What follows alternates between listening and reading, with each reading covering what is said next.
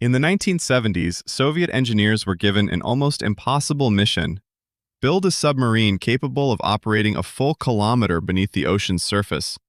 At that depth, the pressure reaches 100 atmospheres, enough to crush most submarines like soda cans. NATO sonar struggled to see that deep, and even the most advanced Western torpedoes couldn't survive there. If the Soviet Union could build such a machine, it would possess a weapon that could simply disappear into a part of the ocean nobody else could reach. The project became known as Project 685. Later, the submarine would receive the name K-278 Komsomolets. At the time, NATO held a major advantage underwater. American submarines were quieter, and the United States had deployed the secret SOSUS network, a massive chain of underwater listening devices spread across the Atlantic. Soviet submarines were often detected the moment they left port. Since they couldn't beat the Americans in stealth, Soviet planners chose a different strategy: speed, firepower, and extreme depth. The idea was simple: dive below the acoustic layers of the ocean, travel unseen, and attack from a depth where enemy weapons could not follow. But there was a problem. Steel was not strong enough. A steel hull thick enough to survive 1,000 meters would make the submarine too heavy to operate effectively.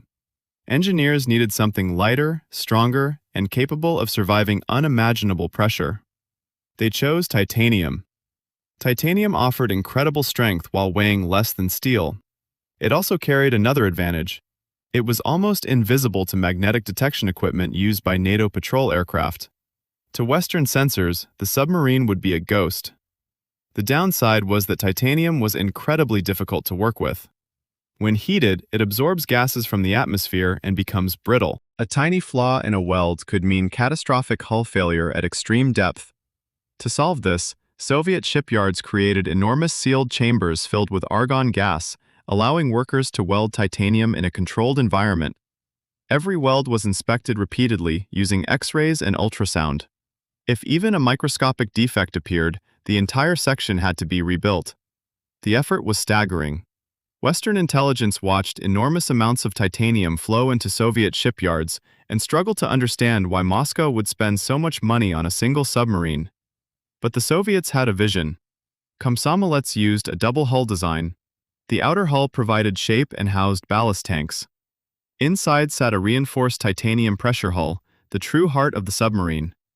This inner hull was designed to compress slightly as it descended, absorbing the crushing force of the ocean without breaking. To save space, engineers packed the submarine with automation. A crew of roughly 60 men controlled systems that normally required more than twice that number. Valves, pumps, reactor controls, life support systems, and emergency equipment were all connected to a centralized control network. On paper, it was brilliant. In reality, it created a hidden weakness. In 1984, K-278 began sea trials. The submarine descended past 300 meters, deeper than most attack submarines could safely travel. Then 600. Then 800. Inside, the crew heard loud metallic groans as the titanium hull compressed under the weight of the sea.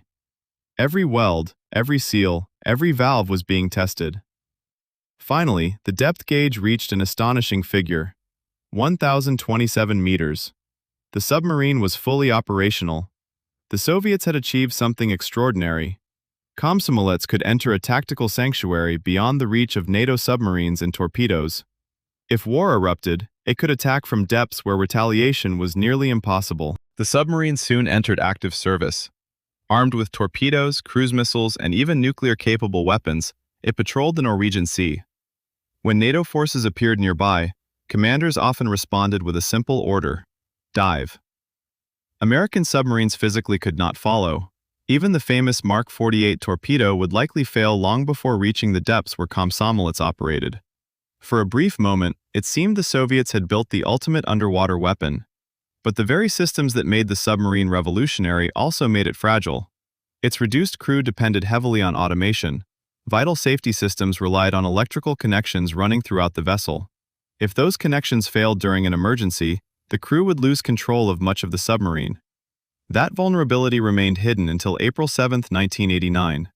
Komsomolets was conducting a routine patrol in the Norwegian Sea at a depth of around 380 meters. Inside Compartment 7, located near the stern, high-voltage electrical equipment controlled the submarine's steering systems.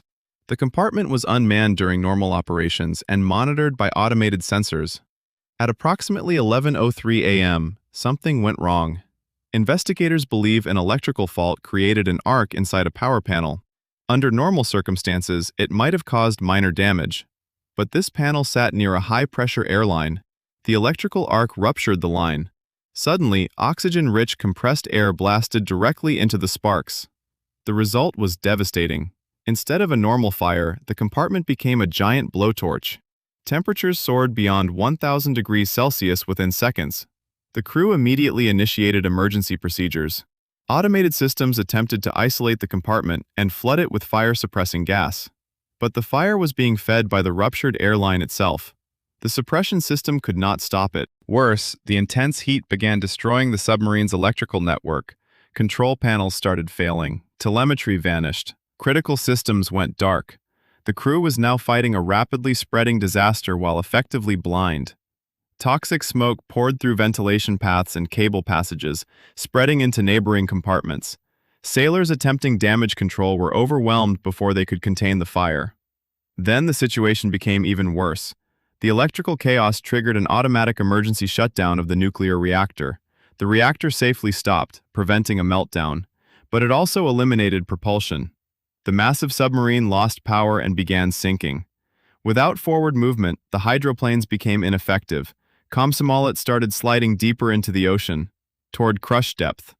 The captain ordered an emergency ballast blow. Compressed air rushed into the ballast tanks, forcing water out and generating buoyancy. The maneuver stopped the descent and began driving the submarine upward. But there was a cruel twist. The same air system being used to save the submarine was also feeding oxygen into the fire through damaged pipes.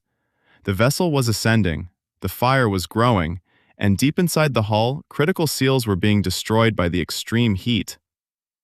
At 11:15 a.m., Komsomolets finally broke the surface. For a moment, survival seemed possible. Crew members escaped onto the deck and breathed fresh Arctic air. But below the waterline, the submarine was dying. The fire had not melted the titanium hull itself. Instead, it attacked the vulnerable components surrounding the propeller shaft and other hull penetrations. Specialized rubber seals designed for deep water pressure were never intended to survive furnace-like temperatures. They failed. Seawater began flooding into the submarine. The crew radioed for help. Shockingly, rescue efforts were delayed. Naval commanders struggled to believe that their most advanced submarine was actually in danger. Requests moved through bureaucratic channels while precious hours slipped away. Meanwhile, flooding worsened.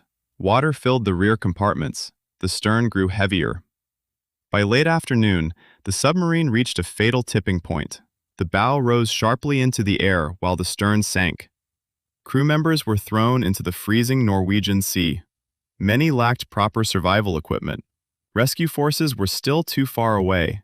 Hypothermia claimed numerous lives.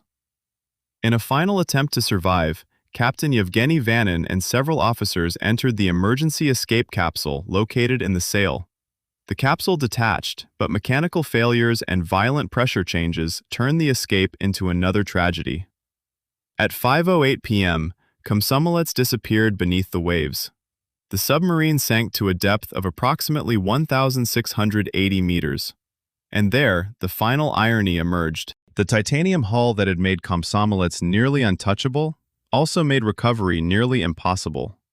Inside the wreck remained a nuclear reactor and nuclear-armed torpedoes containing weapons-grade plutonium.